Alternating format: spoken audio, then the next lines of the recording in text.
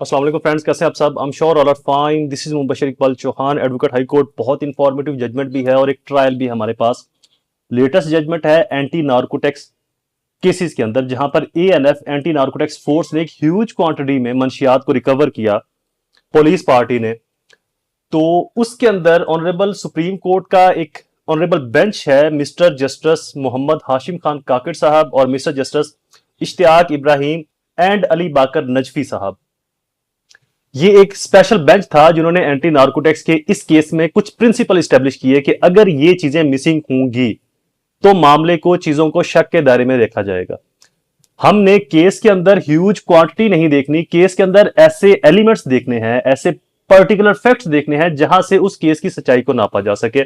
इसी चीज को ऑनरेबल लॉर्डशिप्स ने इस जजमेंट के अंदर डिस्क्राइब किया। 2026 SCMR 217 पेज नंबर है, जहां पर Khadim Hussain petitioner versus the state इस प्रिंसिपल को स्टैब्लिश किया गया। 15 किलो हीरोइन, अफीम एंड आइस बरामद हुई। 15-15 किलो की क्वांटिटी, जो कि एक ह्यूज क्वांटिटी है, स्पेशली ऐसी ड्रग्स के अंदर। ये चर्च से डिफरेंट है। अगर ये ग्राम्स के अंदर भी हो तो आमतौर पर बेल नहीं होती। बट ऑनरेबल कोर्ट ने कहा कि मुखबिर खास की इतला थी सीक्रेट कैविटीज के अंदर, जो खुफिया ट्रंक है गाड़ी के, वहां से चीजें रिकवर होती हैं। मुखबिर खास की इतला पर बंदा गाड़ी चला रहा है, ड्राइविंग सीट के ऊपर बैठा हुआ है, साथ में उसके बंदे बैठे हैं, कोई प्राइवेट गवाह मौजूद नहीं, वीडियो एविडेंस मौजूद नहीं, सेफ कस्टडी ऑफ चैन मौजूद नहीं। मुखबिर खास से जब इतला दे दी आपको, तो आपके लिए आसान हो जाता है उसकी पूरी एक वीडियोग्राफी बनाने का, कि बंदे अगर दूर से आ रहे तो आप उनकी वीडियो बनाए, आप उनको कैसे रोकते हैं, इस चीज की वीडियो बनी हो, आपने उनको कैसे अरेस्ट किया और कौन सा शख्स किस जगह पर बैठा था, इसकी एविडेंस ऑन रिकॉर्ड आ जाती है कि ड्राइविंग सीट के ऊपर ए था, फ्रंट सीट के ऊपर बी था, बैक रेयर सीट्स के ऊपर सी और डी थे।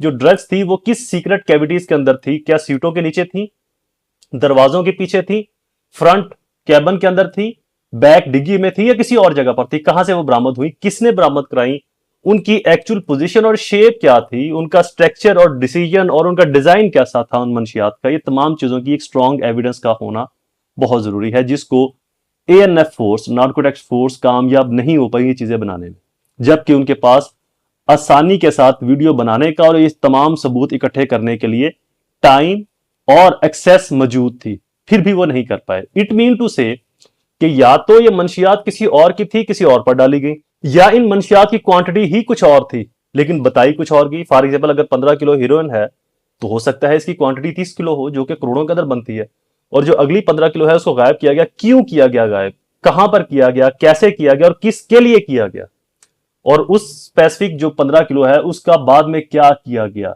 तो ये तमाम चीजें इस तरह के केसेस को शक के अंदर लेकर आती हैं। अगर एक जेन्युइन केस है मंशियात का, ड्रग्स का, तो उसकी जो इन्वेस्टिगेशन है वो भी जेन्युइन वे के अंदर ही होनी चाहिए, जिससे मुल्जमान को सजा का मिलना भी एक इसेंशियल एलिमेंट बन जाता है और जो बेगुनाह है वो भी इस केस में नहीं इन्वॉल्व होते। तो ये कुछ ऐसी चीजें हैं जो वकील अपने ट्रायल में ऐसी लेटेस्ट जजमेंट को यूज कर सकते हैं। इसके अंदर बेल ग्रांट की गई, मुलजम अपनी गाड़ी के अंदर ट्रेवल कर रहा था जहां से मंशियात रिकवर हुई। जजमेंट साइटेशन है 2026 SCMR 217। ऑनरेबल सुप्रीम कोर्ट की 3 रुकनी बेंच ने इसको जस्टिफाई किया, जिसके अंदर कानून शहादत आर्टिकल 122 का भी जिक्र किया गया। अब आर्टिकल 122 क्या कहता है? 122 ये कहता है, कानून शहादत का जो आर्टिकल है, कि किसी के खिलाफ जो चीज, जो एविडेंस मौजूद है, उस शख्स को उसकी अवेयरनेस का भी पता होना जरूरी है। ऐसा नहीं होगा कि जी आपने किसी को एक चीज या एक फैक्ट बताया और उसको उसकी अहमियत का नहीं पता, उसकी अवेयरनेस का नहीं पता, उसकी पॉसिबिलिटी का, उसकी प्रेजेंस का ही नहीं पता। तो लॉ ऑफ एविडेंस के आर्टिकल 122 का भी जिक्र किया गया यहां पर, कि अगर कोई शख्स वहां पर मौजूद था तो उसकी प्रेजेंस एज अ कॉमन और प्राइवेट विटनेस के थ्रू साबित करना जरूरी थी, या फिर किसी वीडियोग्राफी के थ्रू उसको वहां पर साबित करना जरूरी था। अगर जो ड्रग्स हैं ये सीक्रेट कैविटी से निकल रही हैं, तो उन ट्रंक्स की वीडियोस बनाना, प्राइवेट विटनेस की मौजूदगी के अंदर उनको जस्टिफाई करना, वहां से निकालना, वहां से डिस्कवर करना भी जरूरी था, जिसको फोर्स नहीं कर पाई। और सबसे बढ़कर जो प्रोसिक्यूशन है वो मुल्जमान की वहां पर मौजूदगी को अपनी कहानी के अलावा किसी और वे में साबित नहीं कर पाई, जिसकी वजह से मुल्जमान को ऐसे केसेस के अंदर बेल अलाउ की जाती है। जजमेंट इंतहाई अहम है। आप अपने जो ह्यूज अमाउंट के, क्योंकि मेरे पास कुछ ह्यूज क्वांटिटी के केसेस चल रहे थे जिनके अंदर मैंने इन जजमेंट्स को रिसर्च किया, तो इनको आप अपनी ह्यूज क्वांटिटी में, मतलब 1000 2000 नहीं, जहां पर 5000 ग्राम, 10,000 ग्राम, 20,000 ग्राम, 50,000 ग्राम तक के जो केसेस हैं, 50 किलो, 70 किलो के जो केसेस है, वहां पर आप इन जजमेंट से रहनुमाई हासिल कर सकते हैं ऑनरेबल सेशन कोर्ट में या हाई कोर्ट के अंदर इन जजमेंट्स को पुट करके। चैनल को लाइक और सब्सक्राइब जरूर कर दीजिएगा। दोबारा हाजिर होगा किसी और इन्फॉर्मेटिव वीडियो के साथ, तब तक मुझे अपनी दुआ में जरूर याद रखिए। अल्लाह ताला आप सबका हामी नासिर हो। वस्सलाम।